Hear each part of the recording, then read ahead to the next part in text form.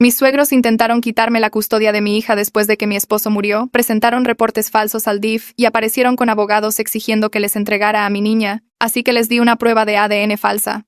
Mi esposo Josh murió en un accidente automovilístico cuando nuestra hija Lily tenía 4 años. Fue devastador y repentino, y yo apenas funcionaba esas primeras semanas. Los padres de Josh, Héctor y Julia, aparecieron en el funeral actuando como si me apoyaran, pero algo se sentía mal. No dejaban de referirse a Lily como su bebé y decían cosas como que ahora ella era todo lo que les quedaba de Josh. Tomaron cientos de fotos solo de Lily sin mí. Julia intentaba llevar a Lily al baño sola y Héctor medía su altura contra el marco de la puerta como si estuvieran documentando algo. 2 semanas después del funeral aparecieron con un abogado llamado Franco, quien me entregó los papeles de custodia. Buscaban la custodia total de Lily, alegando que yo era una madre no apta consumida por el duelo. Los papeles decían que había estado descuidando a Lily y que tenían pruebas. Las pruebas eran fotos mías llorando en el súper mientras Lily jugaba con mi celular, fotos de nuestra casa desordenada tomadas durante la recepción después del funeral de Josh, y una declaración de Julia diciendo que había dejado a Lily sola con ellos durante 3 horas el día después de que Josh murió, cuando yo estaba en la funeraria. Habían estado armando un caso desde el momento en que Josh falleció. Héctor dijo que Lily pertenecía a la familia de sangre y que yo era solo la incubadora. Julia dijo que Josh querría que su hija fuera criada por personas que realmente lo amaran, insinuando que yo no lo hacía. El abogado Franco dijo que si cooperaba y firmaba la custodia, me dejarían visitar a Lily una vez al mes bajo supervisión. Pero si luchaba contra ellos, se asegurarían de que nunca la volviera a ver. Realmente pensaron que simplemente entregaría a mi hija porque ellos lo exigían. Les dije que se largaran, y Julia dijo que ya habían presentado la demanda en el tribunal y que sabría de los servicios infantiles. Tenía razón. 2 días después, el personal del DIF se presentó para una visita de bienestar. Héctor y Julia habían llamado alegando que yo estaba borracha y que Lily estaba en peligro. La trabajadora social me encontró completamente sobria armando rompecabezas con Lily en nuestra sala limpia. Pero siguieron llamando.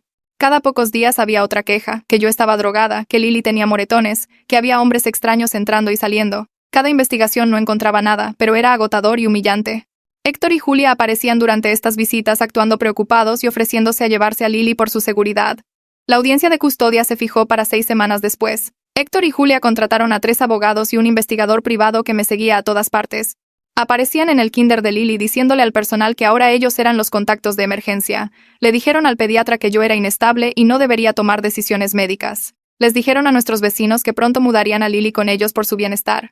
Incluso comenzaron a redecorar la vieja habitación de Josh en su casa como la nueva habitación de princesa de Lily y le mostraban fotos a la gente como si ya estuviera decidido. Fue entonces cuando decidí jugar sucio. Comencé a soltar indirectas de que Josh podría no ser el padre biológico de Lily. Nada directo. Solo comentarios sobre estar agradecida de que Héctor y Julia todavía quisieran una relación a pesar de todo. Cuando Julia preguntó qué quería decir, cambié de tema y puse cara de culpa. Hice que mi amiga Rosa llamara a Héctor fingiendo ser de una compañía de pruebas de ADN confirmando su cita. Héctor nunca había hecho una cita, pero de repente se obsesionó con la idea. Dejé un folleto sobre pruebas de paternidad en la encimera de mi cocina cuando vinieron de visita y me aseguré de que me vieran esconderlo rápidamente, pero no lo suficientemente rápido. Julia me confrontó exigiendo saber qué estaba escondiendo. Comencé a llorar y dije que Josh y yo habíamos tenido problemas antes de que naciera Lily, pero que nunca había estado segura, y que Josh dijo que no importaba porque la amaba de todos modos. Esto era completamente falso. Josh era absolutamente el padre de Lily y habíamos sido felices, pero Héctor y Julia no lo sabían. Exigieron una prueba de ADN de inmediato. Actué renuente, pero acepté si retiraban el caso de custodia. Estaban tan seguros de que Lily era de Josh que aceptaron. Programé la prueba en una clínica propiedad del esposo de mi amiga, el Dr. Felipe. Él estaba feliz de ayudar después de escuchar lo que habían hecho. El día de la prueba, Héctor y Julia trajeron a toda su familia para presenciar lo que pensaban que sería su victoria. Todos dimos muestras y esperamos los resultados urgentes. El Dr. Felipe entregó la noticia personalmente de que Lily definitivamente no estaba relacionada con Héctor y Julia. La prueba era falsa, pero los papeles parecían perfectos. Héctor me acusó de engañarlo y Julia me llamó con nombres horribles frente a toda su familia. Actué sorprendida y dije que estaba tan sorprendida como ellos. Su abogado Franco dijo que el caso de custodia había terminado ya que no tenían reclamo biológico. Héctor y Julia se volvieron locos. La cara de Héctor pasó de rojo a morado en unos 2 segundos. Comenzó a gritar que yo era una zorra mentirosa que había atrapado a su hijo. Julia hizo un sonido como un animal herido y se abalanzó sobre mí a través de la sala de espera de la clínica. Felipe se interpuso entre nosotras con 2 de sus enfermeros y agarraron los brazos de Julia antes de que pudiera alcanzarme. Toda la familia se quedó allí congelada. Héctor seguía gritando sobre cómo destruía a su familia y robé a su nieta a través de mentiras. La seguridad apareció y tuvo que escoltar físicamente a Héctor y Julia hacia la salida mientras gritaban amenazas todo el camino. Julia lloraba y gritaba que probaría que lo fingí de alguna manera. Héctor dijo que pagaría por lo que les había hecho. Su hija se cubrió la cara con las manos y su hijo solo me miraba como si no pudiera creer lo que estaba viendo. Felipe puso su mano en mi hombro y me dijo que tomara a Lily y me fuera a casa. Agarré la mano de Lily y salimos por la puerta lateral mientras Héctor y Julia todavía estaban siendo sacados de la entrada principal.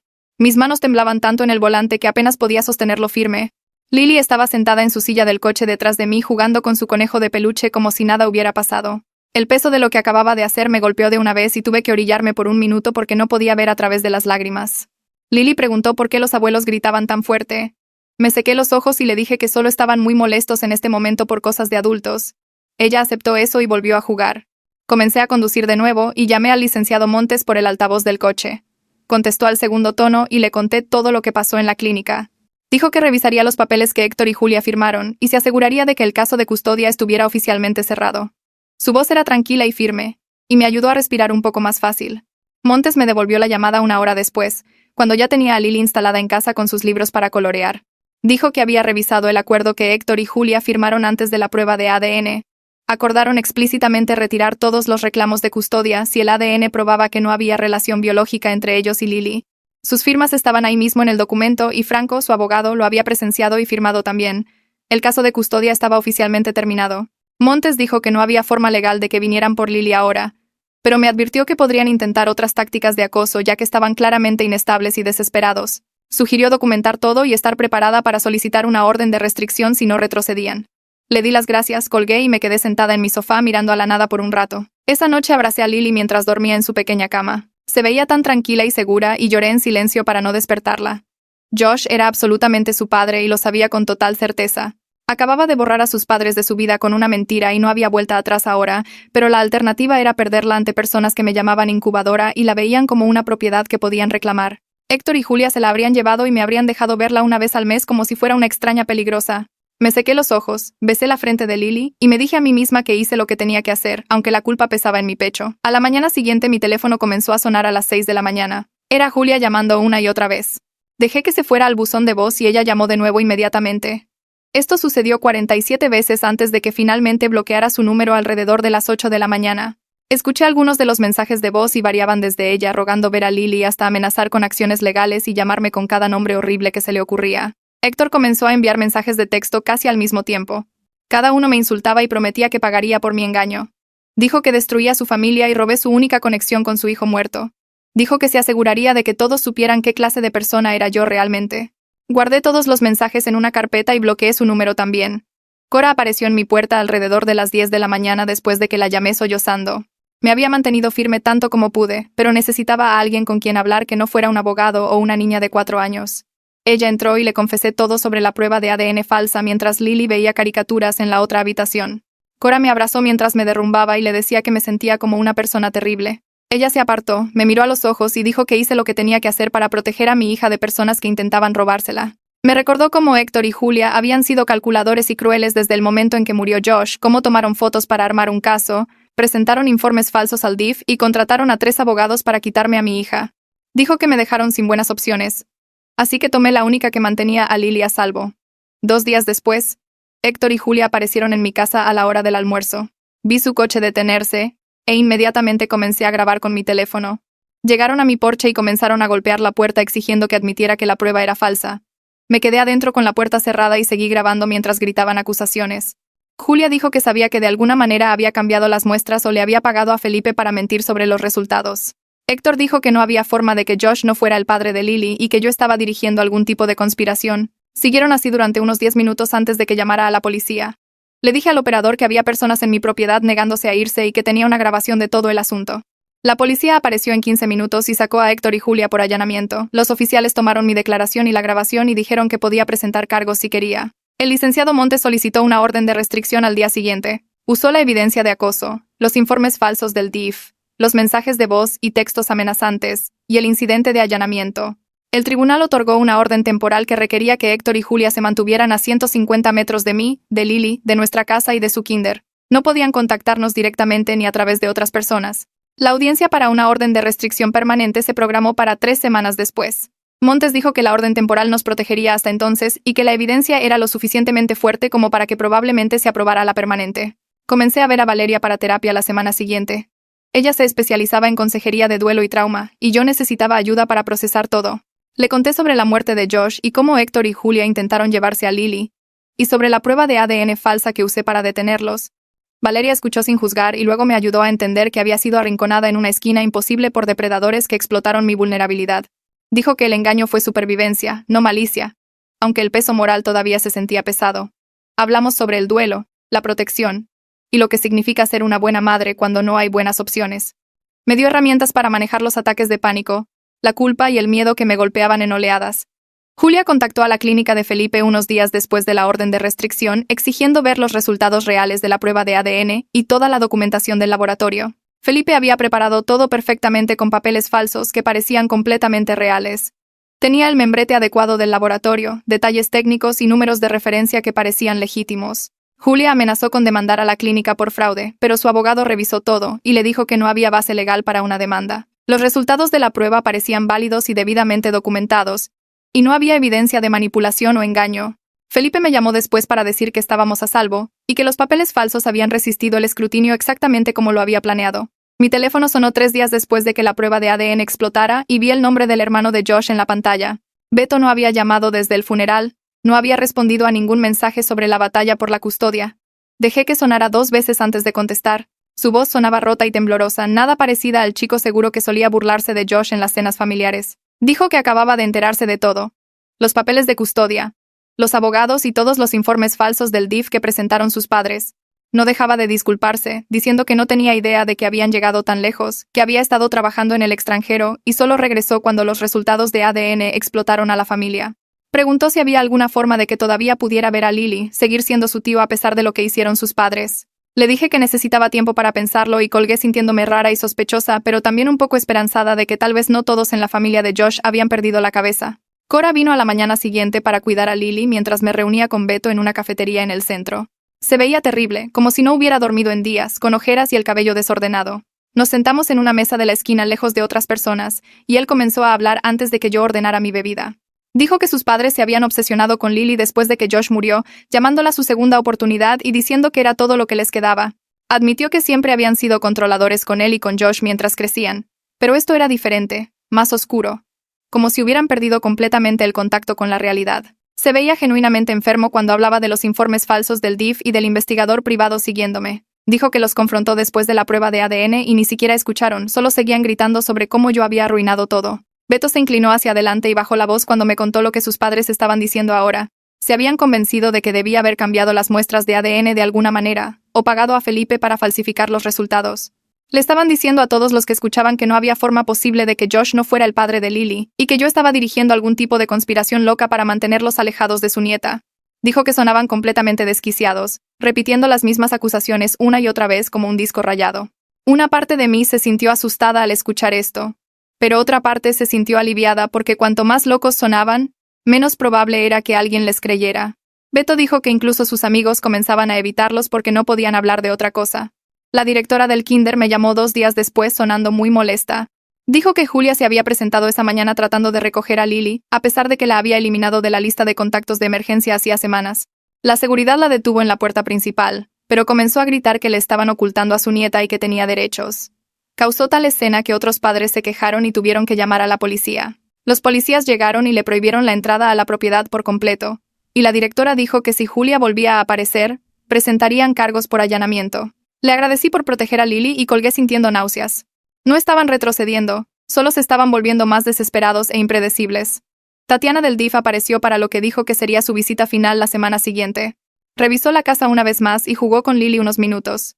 Luego se sentó conmigo en la mesa de la cocina. Se disculpó por todo lo que me habían hecho pasar y dijo que su informe señalaría que todas las quejas eran claramente maliciosas y totalmente infundadas. Me dijo que había visto casos como este antes, abuelos usando el sistema como arma durante peleas de custodia para acosar a los padres. Cerró oficialmente el caso y dijo que a menos que surgieran nuevas preocupaciones creíbles no volverían.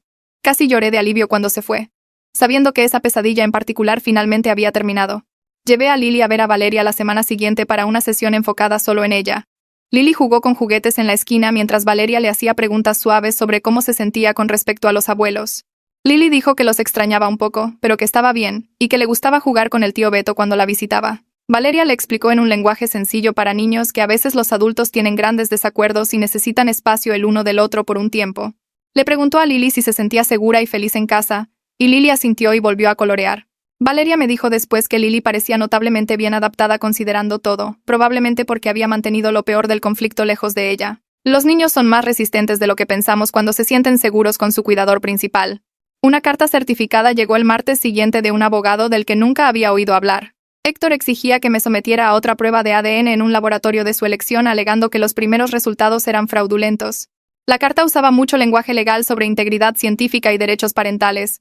Se la envié a Montes, quien respondió el mismo día con su propia carta. Escribió que el asunto estaba cerrado según el acuerdo firmado que Héctor y Julia habían hecho antes de la prueba, y cualquier acoso adicional resultaría en acciones legales adicionales, incluidos posibles cargos por acecho.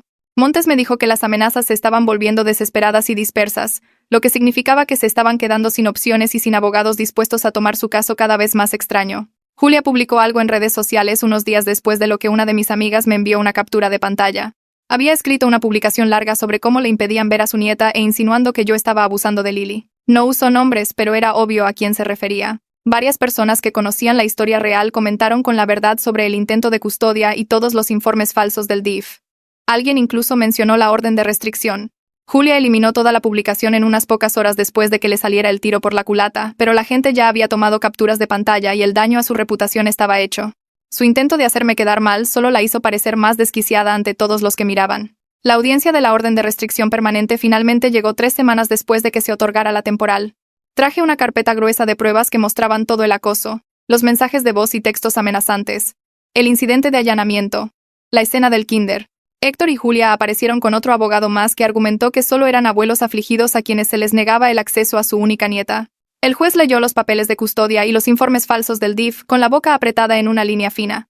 Miró a Héctor y Julia y les preguntó si entendían lo grave que era presentar informes falsos a los servicios infantiles. Su abogado trató de argumentar que tenían preocupaciones legítimas, pero el juez lo interrumpió. Otorgó la orden de restricción permanente por 3 años, exigiéndoles que se mantuvieran alejados de mí, de Lily, de nuestra casa y de su escuela. No podían contactarnos directamente ni a través de otras personas. Si la violaban, aunque fuera una vez, enfrentarían cargos penales.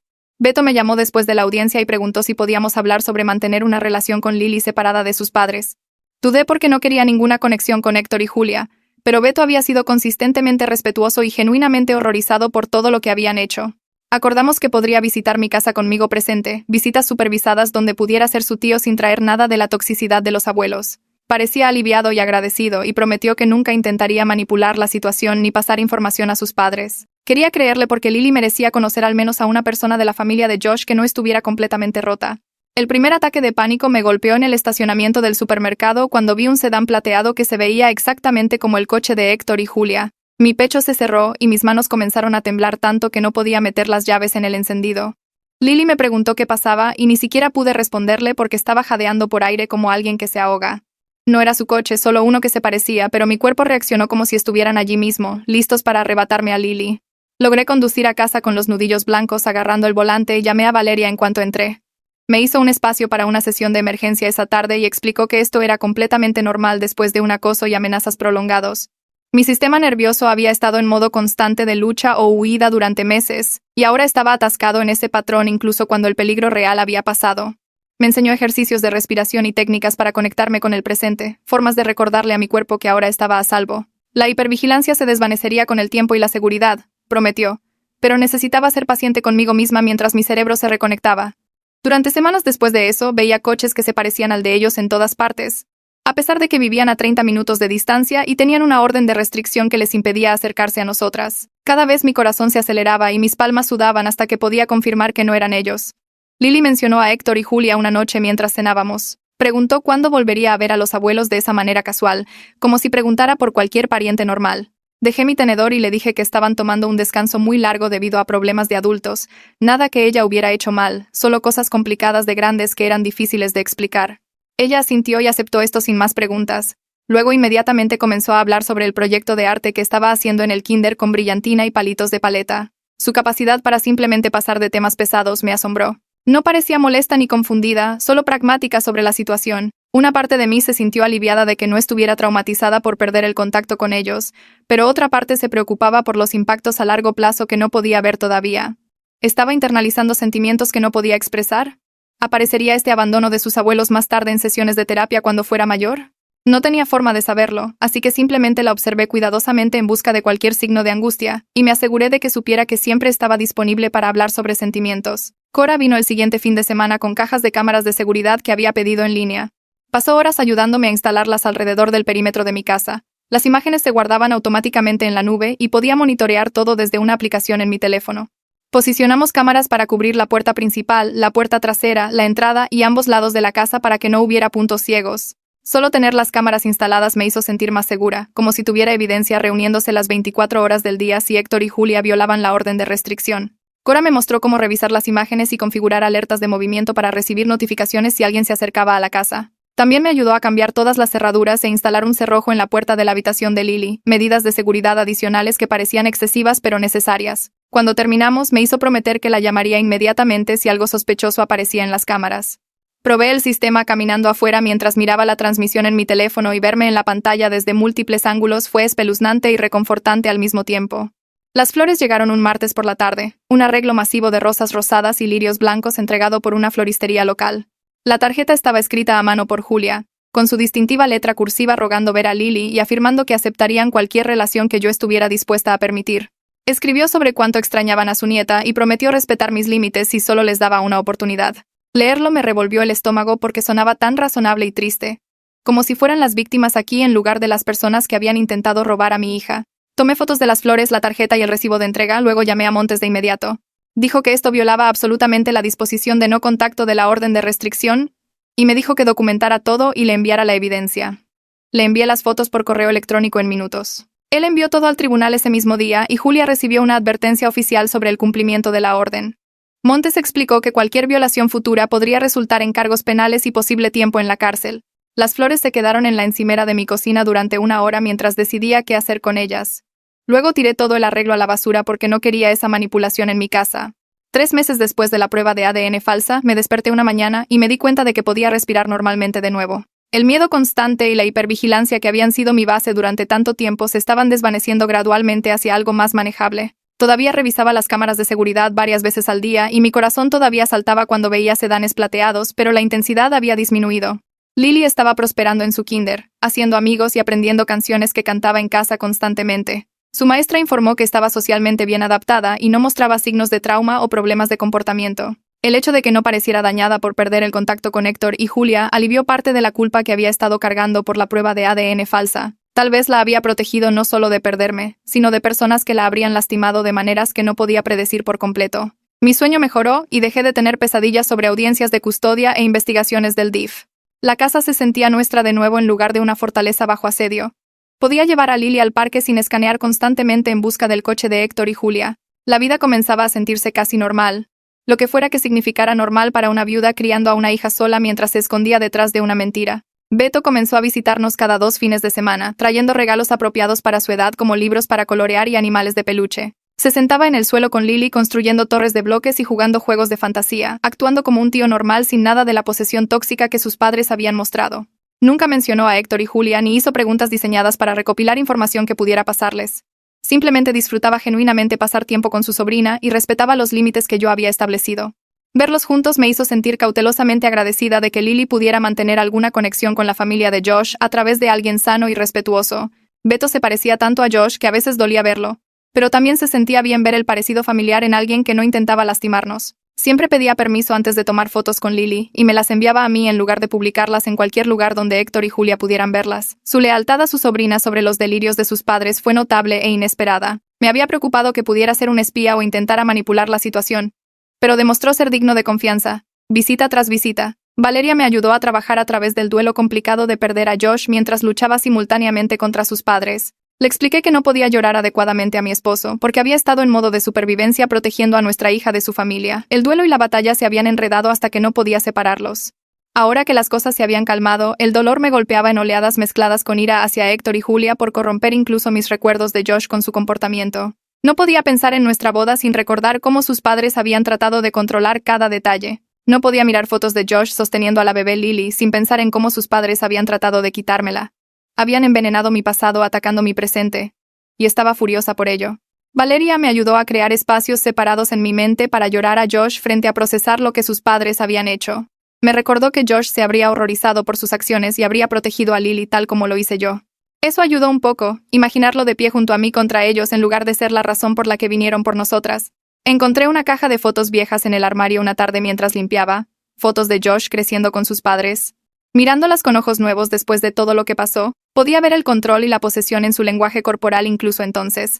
La mano de Julia siempre estaba agarrando el hombro de Josh de esta manera apretada, con los dedos clavándose como si fuera dueña de él. Héctor lo posicionaba en las fotos como un trofeo que habían ganado, siempre centrado y exhibido. Apenas había fotos de Josh luciendo genuinamente feliz o relajado con ellos, incluso de niño su sonrisa parecía forzada en las fotos familiares. Josh había mencionado que sus padres eran intensos y tenían altas expectativas, pero yo había pensado que solo quería decir que eran estrictos o tradicionales. No entendí la profundidad de su disfunción hasta que atacaron a Lily y vi esa misma energía posesiva dirigida hacia ella. Habían tratado de poseer a Josh toda su vida, y cuando murió transfirieron ese sentimiento de propiedad a su hija. Mirar esas fotos viejas me hizo darme cuenta de que había salvado a Lily de repetir la infancia de Josh, de ser agarrada, posicionada y exhibida como su propiedad, en lugar de ser amada como su propia persona. El consultorio del pediatra llamó un jueves por la mañana para informar un incidente. Héctor los había contactado tratando de solicitar los registros médicos de Lily, y alegando que tenía derechos de abuelo para acceder a su información de salud. La gerente de la oficina había denegado la solicitud y documentado toda la interacción, incluido el tono cada vez más agresivo de Héctor cuando le dijeron que no. Ella quería que lo supiera en caso de que fuera parte de un patrón de comportamiento más amplio. Le agradecí el aviso y llamé a Montes de inmediato. Añadió esto al archivo de violaciones de la orden de restricción que estábamos construyendo en caso de que el comportamiento de Héctor y Julia escalara más. Montes dijo que la solicitud de registros médicos era legalmente cuestionable ya que no tenían derechos de custodia o tutela, y mostraba que todavía estaban tratando de insertarse en la vida de Lily a pesar de la orden judicial. Envió una carta a su abogado advirtiendo que cualquier intento adicional de acceder a información sobre Lily sería tratado como acoso y violaciones de la orden de restricción. El consultorio del pediatra agregó notas al archivo de Lily sobre la situación y marcó los nombres de Héctor y Julia, por lo que cualquier intento de contacto futuro me sería reportado inmediatamente y documentado. 4 meses después de la prueba de ADN falsa, Lily mencionaba a los abuelos solo ocasionalmente y sin ninguna angustia en su voz. Veía a una pareja mayor en la tienda y comentaba que parecían abuelos, o recordaba algo que le habían dado antes de que todo explotara. Pero era una observación casual en lugar de dolor o anhelo. Había formado lazos mucho más estrechos con Cora, quien la llevaba a días especiales de tía y sobrina al zoológico o al museo de los niños. Las visitas regulares de Beto le daban una conexión consistente con el lado de la familia de Josh a través de alguien estable y amable. Mis padres también habían aumentado su participación, conduciendo desde 2 horas de distancia cada pocas semanas para pasar fines de semana con nosotras y llevar a Lily a parques y bibliotecas. La estructura familiar a su alrededor se veía completamente diferente de lo que habría sido con Héctor y Julia en la imagen, pero era más saludable, y se basaba en el amor real en lugar de la posesión y el control. Tenía adultos en su vida que la veían como una persona a la que nutrir en lugar de una propiedad a la que reclamar. Verla prosperar en esta nueva configuración alivió algo de mi culpa sobre el engaño, aunque el peso moral de la mentira todavía pesaba en mi conciencia durante los momentos tranquilos a solas. El correo llegó un martes por la tarde mientras Lily estaba en el kinder. Revisé las facturas y anuncios habituales hasta que encontré el sobre oficial de un bufete de abogados de 2 estados de distancia. Mis manos temblaban mientras lo abría. El membrete mostraba una dirección a más de 1000 kilómetros de aquí en una comunidad de retiro de la que nunca había oído hablar. Héctor y Julia se mudaban. El aviso era breve y formal, solo informándome de su cambio de dirección para fines legales relacionados con la orden de restricción. Me quedé mirando el papel durante mucho tiempo tratando de procesar lo que esto significaba. Beto llamó esa noche después de que Lily se durmiera. Sonaba cansado cuando me dijo que sus padres habían puesto su casa en el mercado hace 3 semanas sin decírselo a nadie. Habían estado empacando en secreto y contrataron mudanzas para llevar todo a este lugar de retiro cerca de la costa. Julia le había estado diciendo a sus amigos que no podían soportar vivir en el mismo pueblo donde murió Josh. Dijo que dolía demasiado ver los lugares a los que solía ir y saber que les impedían ver a su nieta a solo unos kilómetros de distancia. Héctor les dijo a los vecinos que necesitaban un nuevo comienzo en algún lugar donde no se les recordara constantemente su pérdida. Beto dijo que toda la historia estaba diseñada para hacerlos parecer víctimas afligidas en lugar de las personas que intentaron robar a mi hija. La comunidad de retiro tenía seguridad y actividades para residentes mayores. Habían firmado un contrato de arrendamiento en una unidad de 2 habitaciones. Beto había visto fotos que Julia publicó en redes sociales antes de borrarlas rápidamente. Había subtitulado una foto hablando sobre nuevos comienzos y curación de la traición familiar. Sentí que algo se aflojaba en mi pecho que había estado apretado durante meses.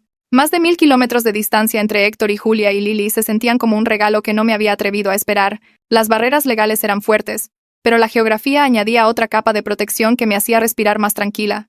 Beto preguntó si estaba bien y le dije que estaba más que bien. 3 semanas después del aviso de mudanza, Montes llamó para decir que había recibido una carta del nuevo abogado de Julia. Conduje hasta su oficina durante mi hora de almuerzo y me senté frente a su escritorio mientras deslizaba el sobre hacia mí. La carta estaba escrita en papel costoso con el membrete del nuevo abogado de Julia en relieve en la parte superior. Ella ofrecía abandonar toda hostilidad y cesar cualquier acción legal futura si yo admitía que la prueba de ADN fue fabricada y permitía visitas mensuales supervisadas con Lily. El lenguaje del abogado era cuidadoso y formal, pero la desesperación debajo era obvia. Julia quería validación de que tenía razón, de que Lily era absolutamente su nieta biológica, de que yo había mentido y manipulado para mantener a su familia separada. Estaba dispuesta a cambiar la paz por la verdad que necesitaba escuchar. Montes observó mi cara mientras leía. Ya había redactado una respuesta que me mostró después. Era breve y firme, declarando que no tenía nada que admitir. Los resultados de la prueba de ADN se mantenían según lo documentado, y la orden de restricción permanecería en pleno efecto durante su duración. Dijo que la oferta de Julia era una trampa diseñada para hacerme confesar la fabricación de evidencia. Cualquier admisión podría usarse potencialmente para reabrir procedimientos legales o presentar cargos penales por fraude. Incluso si Julia afirmaba que dejaría todo, no había garantía y mi confesión les daría municiones de las que actualmente carecían. Firmé la respuesta de Montes y lo vi sellarla en un sobre. Una parte de mí sintió lástima por Julia de una manera distante. Claramente estaba destrozada por perder a Josh y luego perder el acceso a Lily. Su mundo entero se había derrumbado y se estaba aferrando a cualquier cosa que diera sentido al caos, pero no podía arriesgar la seguridad de Lily por la paz mental de Julia. La desesperación en esa carta demostraba que todavía veían a Lily como algo que poseían, algo robado de ellos que merecían reclamar. Su duelo no borraba la crueldad calculada de su intento de custodia. Montes envió la respuesta esa tarde. Me senté en el consultorio de Valeria el jueves siguiente tratando de explicar la culpa que seguía surgiendo en momentos aleatorios. Ella escuchó mientras hablaba sobre la carta de Julia y la mudanza y cómo una parte de mí se preguntaba si debería haber encontrado otra manera. La prueba de ADN falsa había funcionado, pero se sentía como una mancha que no podía lavar sin importar cuántas veces me justificara. Valeria se inclinó hacia adelante y preguntó qué otras opciones me habían dado Héctor y Julia. Repasé todo de nuevo. La emboscada de custodia 2 semanas después del funeral de Josh. Los informes falsos del DIF diseñados para armar un caso en mi contra. Los 3 abogados y el investigador privado. La manipulación sistemática de todos en mi vida, desde el kinder de Lily hasta nuestro pediatra y nuestros vecinos. La habitación de princesa que habían decorado antes de cualquier decisión judicial. Las amenazas de que nunca volvería a ver a Lily si luchaba contra ellos. Valeria preguntó qué opción ética existía en esa situación. Podía perder a mi hija ante personas que la veían como propiedad y a mí como una incubadora, o podía usar el engaño para protegerla de depredadores que habían demostrado que me destruirían para obtener lo que querían. Esas eran mis únicas opciones. Dijo que había elegido la seguridad de Lily sobre mi propia comodidad moral, que era exactamente lo que una madre debería hacer cuando está arrinconada en una esquina imposible. El engaño fue moralmente complicado, pero la motivación fue pura protección. Héctor y Julia habían creado una situación donde el comportamiento ético normal significaba perder a mi hija. Me habían forzado a un territorio donde las reglas habituales no se aplicaban porque ya habían roto todas las reglas ellos mismos. Lloré en su oficina durante 20 minutos mientras ella se sentaba en silencio. Cuando finalmente me detuve, me recordó que la culpa era natural, pero necesitaba separar el peso del engaño de la necesidad de supervivencia. Había salvado a Lily de una situación tóxica usando la única arma disponible. Eso no me convertía en una mala persona. Me convertía en una madre que se negaba a ser destruida por personas que habían confundido el duelo con la propiedad. Esa noche, después de que Lily se durmió, saqué un diario en blanco que había comprado semanas antes, pero no había podido abrir. Me senté en la mesa de la cocina con un bolígrafo y miré la primera página vacía durante mucho tiempo. Finalmente comencé a escribir. Documenté todo desde la muerte de Josh, pasando por el funeral y la obsesión inmediata de Héctor y Julia con Lily. Escribí sobre los papeles de custodia y los informes falsos del DIF y el acoso sistemático. Describí el plan de la prueba de ADN falsa, la ejecución y las consecuencias. Lo escribí todo tan clara y honestamente como pude, incluidas mis propias dudas y culpas sobre el engaño. Este diario era para que Lily lo leyera cuando fuera lo suficientemente mayor para entender. Tal vez cuando tuviera 16, 20 o 30 años. Cuando hiciera las preguntas difíciles sobre por qué los padres de su padre no estaban en su vida, merecía saber la verdad sobre lo que pasó y por qué tomé las decisiones que tomé. Quería que tuviera la historia completa, incluidas las partes que me hacían quedar mal. Las mentiras que dije y la manipulación que usé y la relación que destruí. Podría juzgar mis métodos cuando fuera lo suficientemente mayor para entender la situación imposible. Escribí durante 2 horas esa primera noche, llenando página tras página con detalles que me aterrorizaba olvidar.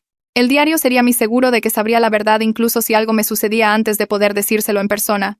Lo escondí en mi armario detrás de una caja de suéteres viejos donde se mantendría seguro hasta que llegara el momento adecuado. Beto llamó el sábado por la mañana mientras hacía hotcakes con Lily. Ella estaba echando chispas de chocolate en la masa y no se dio cuenta cuando salí al pasillo para contestar la llamada. La voz de Beto estaba tensa cuando me dijo que sus padres todavía insistían ante todos en que yo había fingido la prueba de ADN. Aparentemente habían estado diciendo a sus nuevos vecinos en la comunidad de Retiro que la viuda de su hijo había fabricado resultados de pruebas para mantener a su nieta alejada de ellos. Le mostraban a la gente fotos de Lily, y hablaban de cómo ella era absolutamente su nieta biológica secuestrada por una mujer vengativa. Beto dijo que su círculo social en casa había dejado de involucrarse en el tema porque Héctor y Julia sonaban cada vez más desquiciados. La gente asentía cortésmente y cambiaba de tema cuando Julia comenzaba a hablar sobre conspiración, fraude y nietos robados. Pero en su nueva comunidad, donde nadie conocía la historia de fondo, estaban encontrando nuevas audiencias para su delirio. La comunidad de Retiro tenía un comité social que organizaba actividades y Julia se había unido de inmediato. Había estado mostrando fotos de Lily en las horas de café y clubes de lectura contándole a cualquiera que escuchara sobre la tragedia familiar. Beto había escuchado esto de un amigo de la familia que tenía un pariente en la misma comunidad. El delirio se había convertido en toda su identidad y duelo. Habían construido una narrativa completa donde eran víctimas de mi crueldad en lugar de personas que habían tratado de robar a una niña a través de la manipulación legal. Beto sonaba agotado cuando dijo que había intentado hablar con ellos, pero no escuchaban nada que contradijera su versión de los eventos. Le agradecí la advertencia y volví a la cocina donde Lily estaba arreglando chispas de chocolate en un patrón de cara feliz. Habían pasado 5 meses desde la prueba de ADN falsa cuando finalmente me sentí lista para llevar a Lily de regreso al cementerio. Nos detuvimos en una floristería y dejé que eligiera un pequeño ramo de rosas amarillas. La sostuvo con cuidado en su regazo durante el viaje haciendo preguntas sobre a dónde íbamos. Le expliqué que visitábamos el lugar especial de papá donde podíamos hablar con él y recordar tiempos felices. El cementerio estaba tranquilo un martes por la tarde con solo unos pocos visitantes dispersos entre las lápidas. Me estacioné y tomé la mano de Lily mientras caminábamos hacia la tumba de Josh. Su lápida era de granito gris simple con su nombre y fechas y una línea sobre ser un amado esposo y padre. Lily la miró por un momento y luego colocó cuidadosamente las rosas en la base. Me senté en el pasto y la senté en mi regazo. Hablamos de Josh mientras ella arrancaba pétalos de una de las rosas y los arreglaba en patrones. Le conté cómo papá solía hacer voces divertidas cuando le leía cuentos antes de dormir, cómo bailaba con ella en la cocina mientras yo preparaba la cena, cómo había estado tan emocionado el día que ella nació que lloró de felicidad. Lily escuchaba y jugaba con los pétalos de flores haciendo preguntas ocasionales. Luego preguntó si papá sabía que los abuelos estaban enojados con nosotras. Sentí que se me cerraba la garganta, pero mantuve la voz firme. Le dije que papá querría que todos fueran amables entre sí y se amaran incluso cuando las cosas fueran difíciles. Pareció satisfecha con esa respuesta y volvió a arreglar pétalos. Nos quedamos media hora antes de que el viento aumentara y a Lily le diera frío. Eché un último vistazo a la lápida y le prometí a Josh en silencio que había protegido a nuestra hija de la única manera que pude. Me desperté una mañana y me di cuenta de que había dormido toda la noche sin despertarme en pánico. Había estado sucediendo gradualmente durante las últimas semanas, pero esta era la primera vez que notaba el cambio conscientemente. Durante meses después de que comenzó la batalla por la custodia, me había estado despertando de golpe varias veces cada noche convencida de que algo terrible le estaba pasando a Lily. Revisaba su habitación obsesivamente y me quedaba despierta reproduciendo los peores escenarios. La inundación constante de hormonas del estrés me había dejado agotada y nerviosa durante el día, pero algo había cambiado. Mi cuerpo finalmente estaba aprendiendo que estaba a salvo de nuevo. Se lo mencioné a Valeria durante nuestra siguiente sesión y ella sonrió. Dijo que mi sistema nervioso había estado atascado en modo de supervivencia durante tanto tiempo que necesitaba tiempo para recalibrarse a la seguridad. La orden de restricción, la distancia y la falta de nuevas amenazas permitían que mi cerebro liberara la hipervigilancia lentamente. Advirtió que probablemente quedaría algún nivel de precaución saludable dado lo que había pasado. Probablemente siempre estaría más alerta a las amenazas potenciales contra Lily que los padres que no habían luchado contra un intento de custodia, pero el pánico constante se estaba desvaneciendo hacia algo más manejable. Podía funcionar de nuevo sin el peso aplastante del miedo que había sido mi compañero constante. Conduje a casa desde esa sesión sintiéndome más ligera de lo que me había sentido en meses. Montes llamó para darme una actualización sobre el archivo de violación de la orden de restricción.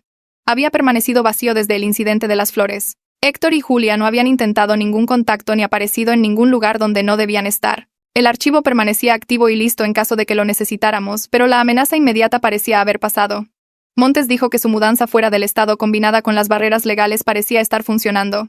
O habían aceptado que no podían acceder a Lily o estaban esperando su momento y planeando algo que no podíamos ver todavía. Aconsejó mantenerse vigilante, pero reconoció que la situación se sentía más estable de lo que había sido en meses.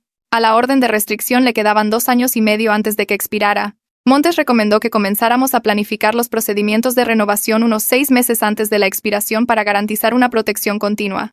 Había visto casos en los que los abuelos esperaban a que terminaran las órdenes de restricción e inmediatamente reanudaban el acoso una vez que la protección legal caducaba. No podíamos asumir que el silencio actual de Héctor y Julia significara una aceptación permanente. Le di las gracias y agregué un recordatorio al calendario de mi teléfono para 1 año y medio en el futuro. Las protecciones legales permanecerían vigentes mientras tuviera voz en el asunto.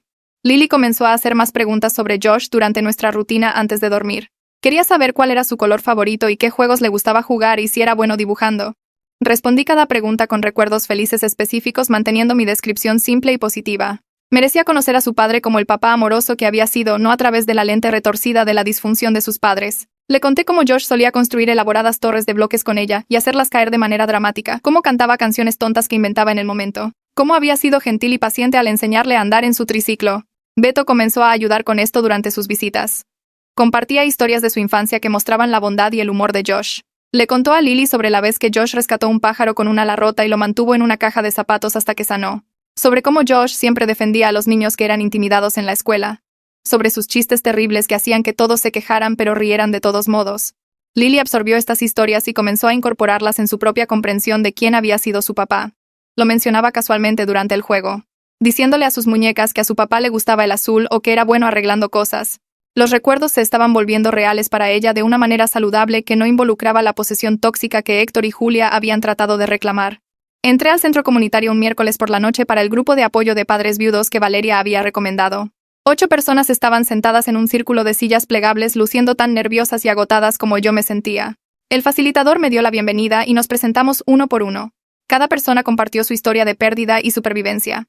Un hombre cuya esposa murió de cáncer dejándolo con 3 hijos menores de 10 años. Una mujer cuyo esposo tuvo un ataque al corazón mientras entrenaba el juego de fútbol de su hijo.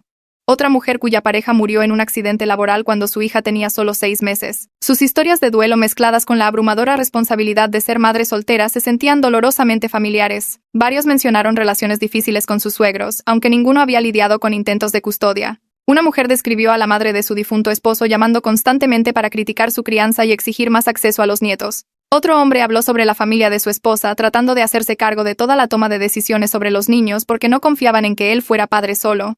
Escuchar sus experiencias ayudó a normalizar lo que había pasado, incluso si los detalles eran diferentes. El aislamiento del duelo combinado con el conflicto familiar era algo que todos entendían. Hablamos durante 2 horas sobre estrategias de afrontamiento, protecciones legales y recursos de terapia. Cuando terminó la reunión, varias personas intercambiaron números de teléfono. Conduje a casa sintiéndome menos sola de lo que me había sentido en meses. La validación de que otras personas habían sobrevivido a situaciones imposibles similares hizo que mi propia supervivencia se sintiera menos como apenas aguantar y más como fuerza real. Cora apareció el sábado por la mañana con café y cajas vacías. No preguntó si estaba lista. Simplemente comenzó a sacar la ropa de Josh del armario y a doblarla en pilas ordenadas. Me quedé en la puerta viendo cómo trabajaba a través de sus camisas de botones y jeans, las camisas que había usado para trabajar, y la sudadera universitaria vieja que se negaba a tirar. Sostenía cada artículo y esperaba a que yo asintiera sí o no. La mayoría fue a cajas de donación, pero algunas no pude dejarlas ir. Su franela favorita que todavía olía a su colonia. La camiseta del concierto de nuestra primera cita, la sudadera con capucha que llevaba la mañana que murió. Esas fueron a una caja más pequeña etiquetada para Lily. Pasamos a su escritorio después, clasificando papeles, fotos y baratijas aleatorias que había coleccionado. Cora encontró una pila de cartas que Josh le había escrito a Lily antes de que naciera, sobresellados con su nombre escrito con su letra desordenada. Abrí una y leí sus esperanzas para su futuro, sus promesas de ser un buen papá, su emoción por conocerla. Las lágrimas vinieron fuertes y rápidas, pero se sentían limpias de alguna manera, como duelo real en lugar del modo de supervivencia aterrorizado en el que había estado atascada durante meses. Llenamos 3 cajas de recuerdos con fotos, cartas y pequeñas cosas que capturaban quién había sido Josh. Un talón de boleto de una película que habíamos visto. Una piedra que Lily le había dado y que él había guardado en su escritorio. Una tarjeta de cumpleaños que le había hecho con dibujos terribles. Cora etiquetó cada caja cuidadosamente y las apiló en el armario de Lily donde pudiera acceder a ellas cuando fuera mayor. Las cajas de donación fueron al garaje y de repente la habitación se sintió más ligera. Menos como un santuario y más como un espacio donde realmente podía respirar. La directora del kinder me alcanzó durante la recogida el martes. Preguntó si tenía unos minutos para hablar sobre Lily y mi estómago se hundió con miedo automático. Pero su sonrisa era cálida y me llevó a su oficina donde las obras de arte de Lily cubrían las paredes. Explicó que habían estado haciendo tiempo de discusión familiar donde los niños compartían historias sobre sus padres y hermanos. Lily había estado hablando de su papá casi en cada sesión, describiéndolo a partir de las fotos en casa y las historias que le había estado contando. Le había dicho a la clase que a su papá le gustaba el azul y era bueno construyendo torres y hacía caras graciosas que la hacían reír. La directora dijo que las descripciones de Lily eran detalladas y precisas, mostrando que estaba construyendo una relación real con la memoria de Josh en lugar de solo una pérdida abstracta. Mencionó que Lily había hecho un dibujo de nuestra familia con Josh incluido, todos tomados de la mano y sonriendo. La maestra dijo que parecía emocionalmente sana y bien adaptada a pesar de perder a su padre tan joven. No había confusión ni angustia cuando hablaba de él, solo una aceptación práctica de que él era su papá y ella lo amaba aunque ya no estuviera aquí. La directora me mostró el retrato familiar que Lily había dibujado y tracé el contorno de crayón de la figura de Josh. Lo había dibujado alto con cabello castaño y una gran sonrisa, exactamente como se veía. Agradecí a la directora y conduje a casa sintiéndome agradecida de que Lily estuviera procesando la pérdida de manera saludable. No estaba traumatizada ni rota. Solo era una niña pequeña que sabía que su papá la amaba. La notificación oficial llegó por correo certificado el jueves. Héctor y Julia habían completado su mudanza a la comunidad de retiro en otro estado, a más de 1000 kilómetros de nosotras. La carta venía de su nueva dirección con una etiqueta de retorno que mostraba el nombre de la comunidad. Me paré en mi entrada sosteniendo el sobre y sentí que algo se liberaba en mi pecho. La distancia geográfica añadía otra capa de protección más allá de las barreras legales. Ya no podían simplemente aparecer en el kinder de Lily o en mi casa. No podían pasar en coche para vigilarnos ni acorralarme en el supermercado. Beto llamó esa noche para confirmar que se habían instalado en su nuevo lugar. Dijo que le estaban contando a todos en la comunidad que la viuda de su hijo no les dejaba ver a su nieta. Se habían pintado a sí mismos como víctimas a las que se les negaba el acceso a la niña que amaban. Aparentemente los vecinos se lo tragaron, ofreciendo simpatía e indignación en su nombre. Beto dijo que sus padres habían creado una narrativa completa donde ellos eran las partes agraviadas y yo era la villana. Pero también dijo que la distancia significaba que ahora eran problema de otra persona. Su nueva comunidad podía creer cualquier historia que Héctor y Julia quisieran contar. Nosotras estábamos a más de 1000 kilómetros viviendo nuestras vidas reales. 6 meses después de la muerte de Josh, me desperté y me di cuenta de que estaba funcionando de nuevo. No solo sobreviviendo, sino viviendo realmente de maneras que parecían imposibles durante esas primeras semanas terribles. Estaba de vuelta en el trabajo a tiempo completo, manejando proyectos y reuniones sin que mi cerebro se apagara. Lily estaba prosperando en el kinder, haciendo amigos y aprendiendo cosas nuevas todos los días. Teníamos rutinas ahora, rutinas aburridas y normales como el desayuno, la hora de acostarse y los mandados de fin de semana. El duelo todavía estaba allí, sentándose pesado en mi pecho cada mañana cuando me despertaba sola, pero ya no era paralizante. Podía sentirme triste por perder a Josh mientras preparaba a Lily para la escuela, hacía la cena y pagaba las facturas. El terror de perderla ante Héctor y Julia se había desvanecido a una precaución manejable. Todavía revisaba las cámaras de seguridad y mantenía mi teléfono cerca. Todavía escaneaba los estacionamientos en busca de su coche y evitaba los lugares que solían frecuentar. Pero el pánico constante se había asentado en una vigilancia razonable. Estábamos a salvo y protegidas y construyendo una vida que honraba a Josh sin ser destruida por sus padres. Valeria preguntó durante nuestra sesión del jueves cómo planeaba manejar la situación de la prueba de ADN con Lily a largo plazo. Cuando fuera mayor y entendiera lo que había pasado, ¿lo vería como una protección justificada o un engaño manipulador? No tenía buenas respuestas. Una parte de mí creía que ella entendería que no tuve opción, que Héctor y Julia me habían arrinconado en una esquina donde mentir era la única forma de mantenerla a salvo. Pero otra parte se preocupaba de que lo viera como prueba de que estaba dispuesta a mentir sobre cosas fundamentales como la identidad de su padre. Valeria me ayudó a trabajar a través de la complejidad sin tratar de dar respuestas fáciles. Dijo que la verdad probablemente estaba en algún punto intermedio, que Lily podría entender mi motivación y al mismo tiempo sentirse incómoda con el método. Le dije a Valeria que estaba comprometida a ser honesta con Lily cuando fuera lo suficientemente mayor para entender. Le contaría exactamente lo que pasó y por qué tomé la decisión que tomé. Aceptaría cualquier juicio que hiciera sobre mis acciones. Valeria dijo que ese nivel de honestidad y responsabilidad era todo lo que podía ofrecer. El resto dependería de Lily para procesarlo a su propio tiempo y manera. Beto trajo a su novia a conocer a Lily el sábado por la tarde. Su nombre era Sara y trabajaba como maestra en una escuela primaria a 2 pueblos de distancia. Entró llevando un libro para niños sobre sentimientos y un elefante de peluche. Lily la aceptó de inmediato, mostrándole la cocina de juguete y exigiendo que jugaran al restaurante juntas. Sara fue cálida y natural con ella, haciendo preguntas y siguiéndole el juego sin esforzarse demasiado. No mencionó a Josh ni trató de llenar ningún tipo de papel de madre. Simplemente trató a Lily como a una niña con la que realmente disfrutaba pasar el tiempo. Beto las vio jugar con visible alivio, como si hubiera estado preocupado por cómo iría esta presentación.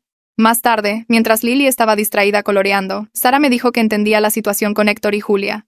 Beto le había explicado todo y ella apoyaba su decisión de mantener límites con sus padres mientras se mantenía conectado con su sobrina. Dijo que había perdido a su propio padre joven y sabía lo importante que era para Lily tener conexiones familiares saludables. Verlos irse juntos, con la mano de Beto en la espalda de Sara y ambos saludando a Lily, se sintió como ver a la familia de Josh expandirse en buenas direcciones. Los elementos tóxicos estaban distantes, pero las partes sanas se estaban fortaleciendo. La oficina de Montes estaba en el centro, en un edificio con demasiado mármol y sillas incómodas. Me senté frente a él mientras extendía papeles sobre su escritorio. Estábamos actualizando mi testamento y los arreglos de custodia para asegurarnos absolutamente de que Héctor y Julia nunca pudieran tener acceso a Lily si algo me sucedía. Cora fue nombrada tutora principal con documentación detallada de la batalla por la custodia y la orden de restricción adjunta. Montes había incluido referencias a la situación de la prueba de ADN sin admitir explícitamente el engaño. El lenguaje era cuidadoso, señalando que Héctor y Julia habían acordado retirar los reclamos de custodia basados en los resultados de las pruebas, y que ese acuerdo seguía siendo legalmente vinculante. También había agregado disposiciones de que incluso si la prueba de ADN fuera cuestionada o disputada más tarde, el acuerdo de custodia se mantenía basado en su acoso documentado e informes falsos del DIF. El papeleo era complejo, pero Montes me guió a través de cada sección. Si yo moría, Cora tendría la custodia legal inmediata con plena autoridad para mantener la orden de restricción y bloquear cualquier intento de contacto. Los nombres de Héctor y Julia figuraban específicamente como prohibidos para la consideración de tutela. Firmé todo y Montes presentó copias ante el tribunal. Al salir de su oficina sentí el mismo alivio que sentí después de que se otorgó la orden de restricción. Otra capa de protección legal asegurada. La culpa golpeaba más fuerte tarde en la noche cuando Lily estaba dormida y la casa estaba tranquila. Me acostaba en la cama reproduciendo la prueba de ADN falsa, viendo la cara morada de Héctor y la expresión de sorpresa de Julia cuando Felipe entregó los resultados falsos. Recordaba la cara de Josh en nuestras fotos de boda y me preguntaba qué pensaría sobre mí mintiendo sobre la paternidad de su hija para protegerla de sus padres. El peso de ello me presionaba hasta que no podía respirar. Entonces me obligaba a recordar las cosas específicas que llevaron a ese momento. Héctor llamándome incubadora. Los informes falsos sistemáticos de Julia al DIF diseñados para hacerme parecer no apta. Su total desprecio por el vínculo de Lily conmigo o su bienestar emocional. La forma en que aparecieron con abogados 2 semanas después de la muerte de Josh, antes de que yo hubiera comenzado a procesar su muerte, me habían dado a elegir entre la ética y la seguridad de mi hija. Me habían arrinconado en una esquina donde la única arma que tenía era el engaño. Tomaría la misma decisión de nuevo, cada vez. La culpa era real y pesada, pero también lo era el conocimiento de que Lily estaba a salvo y prosperando porque yo había estado dispuesta a hacer lo que fuera necesario. Lily y yo comenzamos nuevas tradiciones navideñas que no involucraban la presencia tóxica de Héctor y Julia. Horneamos las galletas con chispas de chocolate favoritas de Josh usando la receta que su abuela le había enseñado. Vimos las películas de superhéroes que él amaba y le conté historias sobre cómo papá solía citar todas las líneas. Hicimos adornos con su foto y los colgamos en el árbol donde ella pudiera ver su cara sonriendo. Estaba construyendo una relación con su padre a través de la memoria y el amor en lugar de a través de la propiedad posesiva que Héctor y Julia habían tratado de reclamar. Cuando hacía preguntas sobre él, respondía honestamente con detalles felices específicos. Le conté cómo cantaba canciones inventadas mientras lavaba los platos y cómo era terrible bailando. Pero lo hacía de todos modos para hacerla reír. Las tradiciones se sentían bien y correctas, honrando a Josh sin el peso de la disfunción de sus padres aplastándolo todo. Me encontré con doña Anita en el supermercado el miércoles por la mañana. Ella había sido una de las vecinas que Héctor y Julia habían tratado de poner en mi contra durante la batalla por la custodia. Detuvo su carrito cuando me vio y me preparé para la confrontación. En cambio, se disculpó. Dijo que se sentía terrible por haber creído inicialmente las afirmaciones de Héctor y Julia de que yo era inestable y descuidaba a Lily. Se había dado cuenta después de que se mudaron de que habían estado ejecutando una campaña de manipulación en todo el vecindario. Otros vecinos habían comparado notas y descubierto que Héctor y Julia habían estado diciendo diferentes mentiras a diferentes personas, construyendo una narrativa falsa de que yo era una madre no apta. Doña Anita dijo que la comunidad se había dado cuenta en gran medida de la verdad sobre lo que habían tratado de hacer. Preguntó cómo estaba Lily, y le dije que estaba prosperando. Hablamos unos minutos sobre cosas normales del vecindario y luego nos fuimos por caminos separados. Conduciendo a casa sentí que algo cambiaba. La comunidad que Héctor y Julia habían tratado de envenenar contra mí estaba sanando. La gente estaba viendo a través de sus mentiras. Ya no estábamos aisladas y bajo asedio. Éramos solo una familia normal viviendo en nuestro vecindario. Beto visitó un martes por la tarde mientras Lily estaba en el kinder y nos sentamos en mi mesa de cocina a tomar café. Me dijo que sus padres lo llamaban cada pocos días preguntando por Lily y exigiendo información sobre su vida. Querían saber cómo se veía ahora, qué estaba aprendiendo, si los mencionaba, si parecía feliz. Beto dijo que mantenía sus respuestas cortas y firmes, diciéndoles solo que Lily estaba sana y feliz y nada más. Le había dejado claro a Héctor y Julia que su relación conmigo y Lily existía separada de su desastre y que no sería su espía ni mensajero. Lo acusaron de traición y de ponerse de mi lado contra la familia, pero él se mantuvo firme. Su lealtad a su sobrina sobre las afirmaciones retorcidas de sus padres sobre la propiedad me impresionó más de lo que podía expresar. Dijo que todavía insistían en que la prueba de ADN era falsa y que yo de alguna manera había engañado a todos, pero su historia cambiaba dependiendo de con quién hablaran. A veces yo había cambiado las muestras, a veces Felipe estaba en una conspiración. A veces todo era una venganza elaborada por algún desaire imaginado. Su delirio se había convertido en toda su identidad, y Beto dijo que era agotador verlos destruirse a sí mismos por mentiras que se habían convencido de que eran verdad. Le agradecí por ser la única conexión decente que Lily tenía con la familia de Josh y se le llenaron los ojos de lágrimas diciendo que ella merecía conocer la memoria de su padre sin el veneno que esparcían sus padres. Habían pasado 7 meses desde la prueba de ADN falsa y me encontré capaz de mirar nuestras fotos de boda sin derrumbarme por completo. Saqué el álbum del estante un sábado por la mañana y me senté en el sofá pasando las páginas mientras Lily jugaba con bloques cerca. Las fotos mostraban a Josh y a mí riendo durante nuestro primer baile, cortando el pastel con glaseado en la nariz, besándonos bajo la puesta de sol con su mano acunando mi cara. Podía ver el amor genuino que habíamos compartido y la familia que habíamos creado juntos sin mancha de en lo que sus padres se convirtieron después de su muerte. El duelo todavía me golpeaba en oleadas, pero ya no me derribaba. Podía recordar la alegría sin que la crueldad de Héctor y Julia contaminara cada recuerdo. Lily se subió a mi lado y señaló una foto de Josh levantándome del suelo. Trazó su rostro con su pequeño dedo y dijo claramente que mamá y papá se veían felices. La abracé fuerte y le dije que sí. Éramos muy felices y papá nos amaba mucho a las dos. Ella asintió como si esto tuviera perfecto sentido y volvió a sus bloques, satisfecha con esta simple verdad sobre su familia. A la orden de restricción todavía le quedaban 2 años y medio antes de la expiración, pero ya había comenzado a planear renovarla. Montes había explicado el proceso y me aseguró que dado el comportamiento documentado de Héctor y Julia, la renovación sería sencilla. Su silencio y distancia actuales podrían significar que habían aceptado la derrota y seguido adelante, o podría significar que estaban esperando el momento y planeando algo nuevo. No podía saber cuál y me negaba a arriesgar la seguridad de Lily con suposiciones sobre sus intenciones. La protección legal se mantendría firmemente en su lugar hasta que Lily fuera lo suficientemente mayor para tomar sus propias decisiones informadas sobre si quería contacto con los padres de su padre. Guardé copias de toda la documentación en una caja fuerte a prueba de fuego. Los papeles de la orden de restricción, los resultados falsos de la prueba de ADN, registros de cada informe falso del DIF, transcripciones de la audiencia de custodia. Si intentaban algo cuando expirara la orden actual, tendría un caso hermético para la renovación respaldado por años de evidencia. Algunas noches me preguntaba si estaba siendo paranoica, pero luego recordaba a Héctor llamándome incubadora y la campaña sistemática de Julia para pintarme como una madre no apta, mejor paranoica y protegida que confiada y vulnerable. Comencé a salir de nuevo después de que Valeria sugiriera gentilmente durante una de nuestras sesiones que el aislamiento no era curación. La idea se sentía tanto desleal a Josh como necesaria para seguir adelante con mi vida. Había amado profundamente a mi esposo y una parte de mí se preocupaba de que salir con alguien significara olvidarlo o traicionar su memoria. Valeria me recordó que vivir plenamente era la mejor manera de honrar a Josh y modelar la resiliencia para Lily. Dijo que Josh querría que encontrara la felicidad de nuevo, no que pasara décadas sola llorándolo. Mis primeras citas fueron incómodas, reuniones de café con hombres de aplicaciones de citas que parecían bastante agradables pero no hacían clic. Fui honesta acerca de ser una madre soltera viuda con una historia complicada con mis suegros, lo que asustó a algunos tipos de inmediato. Otros se quedaron para una segunda cita, pero no pudieron manejar la realidad de una niña de 4 años y el drama legal. No los culpé porque mi situación era mucho para asumir, pero cada conexión fallida dolía un poco. Aún así, el proceso se sentía esperanzador de una manera que no había esperado. Lo estaba intentando, poniéndome ahí fuera, probándome a mí misma que la vida continuaba más allá del modo de supervivencia. Lily preguntó una mañana si el tío Beto podía venir a su fiesta de cumpleaños número 5, y acepté de inmediato. Había estado planeando su fiesta durante semanas, hablando sobre el pastel de unicornio y los globos morados y todos sus amigos del kinder viniendo. Beto pertenecía a esa lista de personas importantes y su respeto constante y límites saludables se habían ganado mi confianza. La fiesta fue ruidosa y caótica de la mejor manera, con una docena de niños corriendo por nuestro patio trasero jugando y comiendo pastel. Beto apareció con regalos cuidadosamente elegidos, incluido un set de arte que Lily había mencionado querer y una foto enmarcada de Josh sosteniendo a la bebé Lily que me hizo llorar. Jugó con los niños, ayudó con los juegos y varias otras madres comentaron qué gran tío era. Una mamá preguntó si estaba soltero y me reí, apreciando la normalidad del emparejamiento de padres en el patio de recreo. La fiesta se sintió alegre y ordinaria.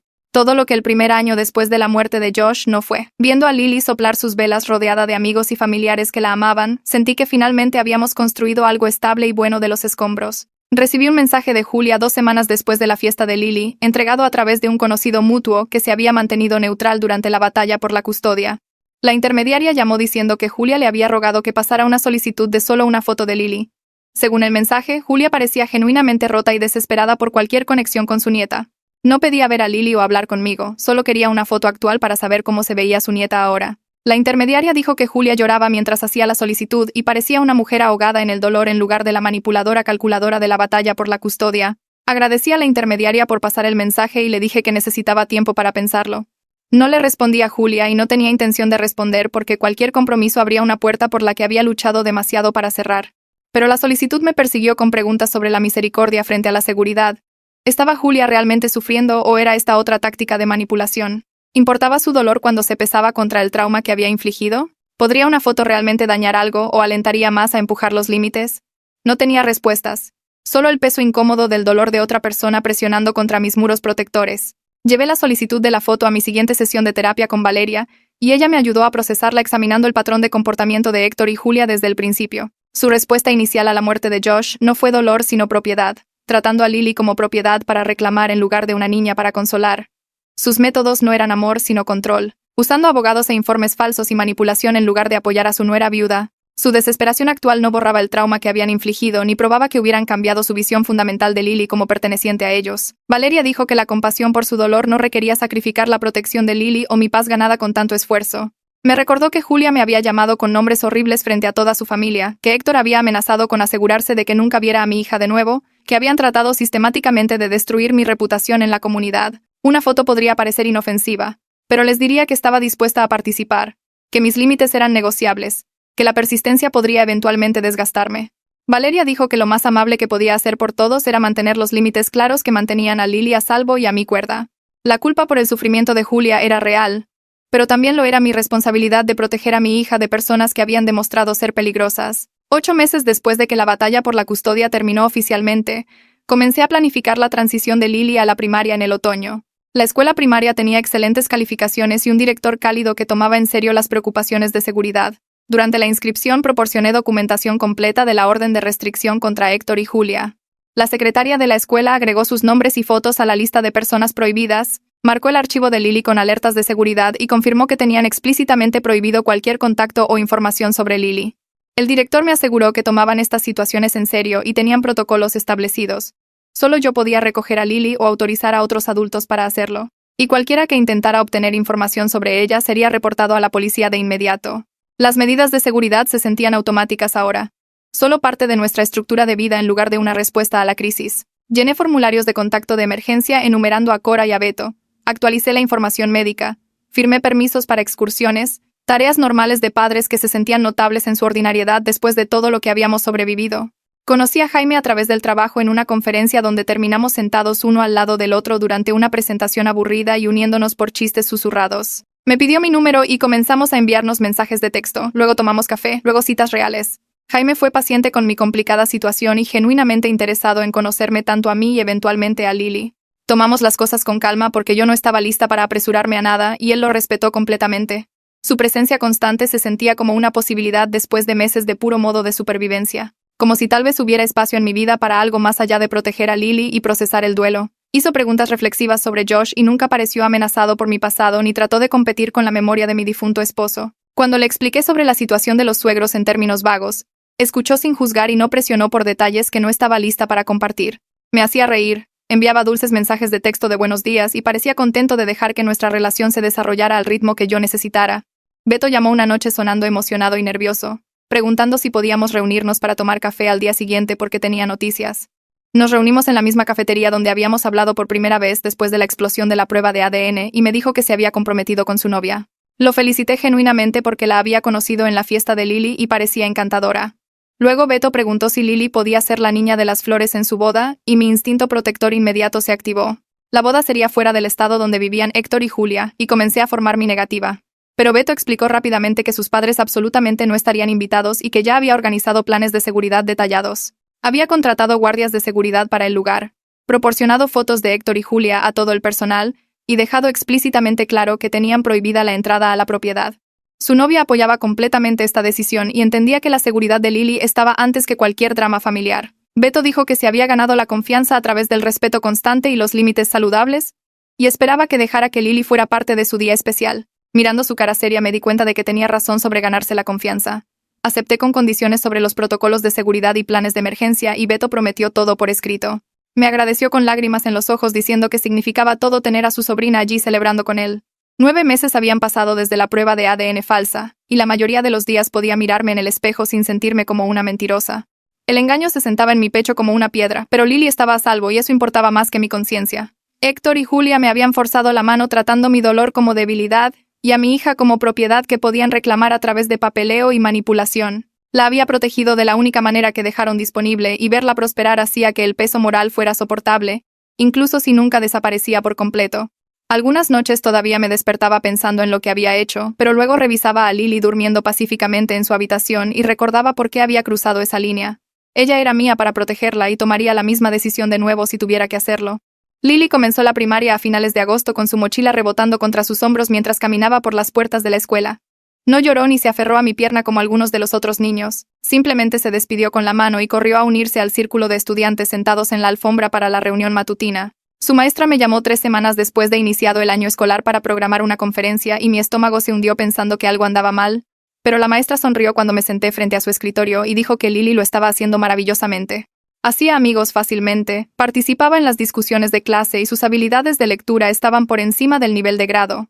La maestra mencionó que Lily hablaba de su papá a veces durante el tiempo de compartir, explicando con naturalidad que murió en un accidente automovilístico pero que ella todavía lo amaba. La forma en que Lily procesaba la muerte de Josh parecía saludable y apropiada para su edad según la maestra, no mostraba signos de trauma o problemas de comportamiento. Escuchar eso levantó un peso de mis hombros que no me había dado cuenta de que había estado cargando durante meses.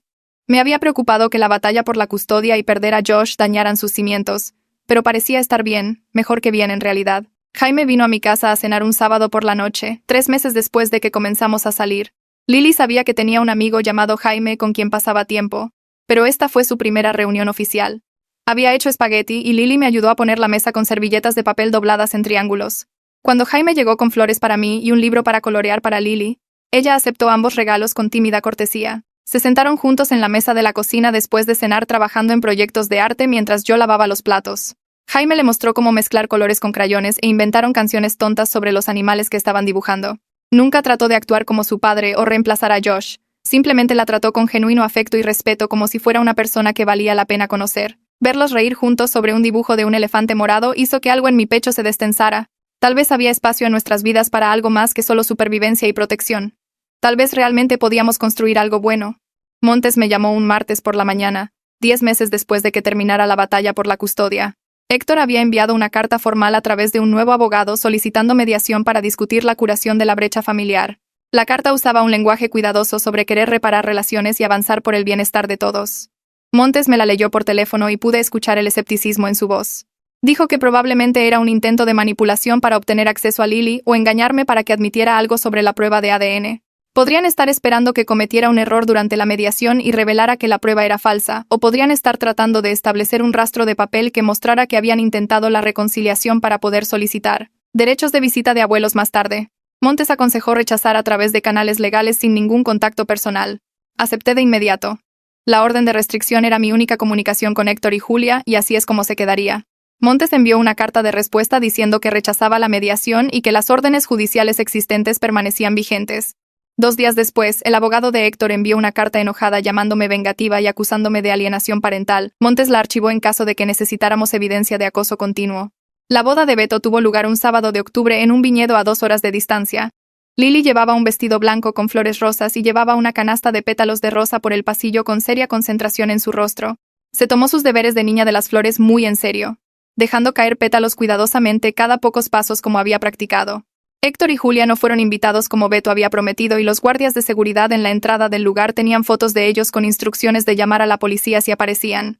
La novia de Beto, Sara, recibió a Lily calurosamente cuando llegamos para las fotos antes de la ceremonia. Se arrodilló al nivel de Lily, elogió su vestido y le preguntó si estaba emocionada de ser la niña de las flores. Sara me había visto 2 veces antes de la boda y conocía la situación básica con Héctor y Julia. Apoyaba la decisión de Beto de excluir a sus padres por completo, y dejó claro que Lily era bienvenida en su familia. La boda fue hermosa, normal y alegre. Ver a Beto casarse se sintió como reclamar el legado familiar de Josh de los elementos tóxicos que habían intentado corromperlo. Lily bailó en la recepción y comió demasiado pastel y se durmió en el coche en el viaje a casa. Había pasado casi un año desde que Josh murió cuando Lily y yo visitamos su tumba un domingo por la tarde en noviembre. Había recogido flores silvestres del parque cerca de nuestra casa esa mañana y las llevaba con cuidado en sus pequeñas manos. Caminamos por el pasto del cementerio hasta su lápida, y Lily colocó las flores en la base mientras yo estaba detrás de ella con mi mano en su hombro. Le contó a papá sobre el kinder y su maestra y la nueva amiga que había hecho llamada Olivia. Le contó sobre la boda del tío Beto y cómo pudo tirar pétalos de flores. Luego mencionó a su nuevo amigo Jaime, quien le enseñó a dibujar elefantes y hacía voces divertidas cuando leía libros. Me arrodillé junto a Lily y le dije a Josh que había protegido a nuestra hija de la única manera que pude cuando sus padres intentaron llevársela. Dije que esperaba que entendiera las decisiones que había tomado, aunque no fueran limpias ni simples. Le dije que Lily estaba a salvo, amada y prosperando. Luego nos sentamos en silencio durante unos minutos antes de que Lily preguntara si podíamos ir a tomar un helado. La vida continuaba avanzando incluso mientras honrábamos lo que se había perdido. Jaime me llevó a cenar a un restaurante tranquilo la semana antes de Acción de Gracias mientras Cora cuidaba a Lily. Habíamos estado saliendo durante 6 meses y la relación se había desarrollado lenta y cuidadosamente.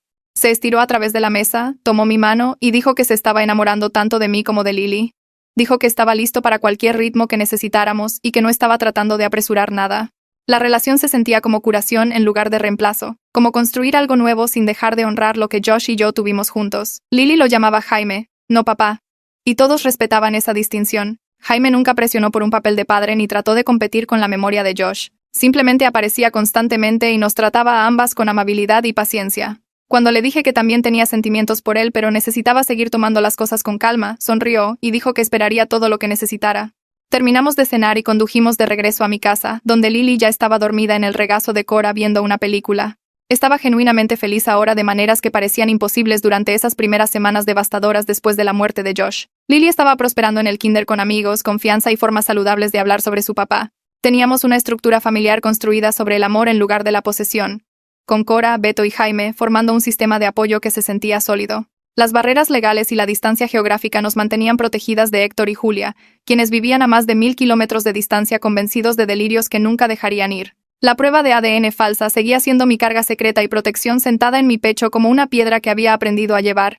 Era moralmente complicado y éticamente desordenado, pero absolutamente efectivo. Estábamos a salvo, estábamos sanando. Estábamos construyendo un futuro que honraba la memoria de Josh sin ser destruido por la disfunción de sus padres. Algunas mañanas me despertaba y sentía verdadera alegría en lugar de solo alivio por sobrevivir otro día.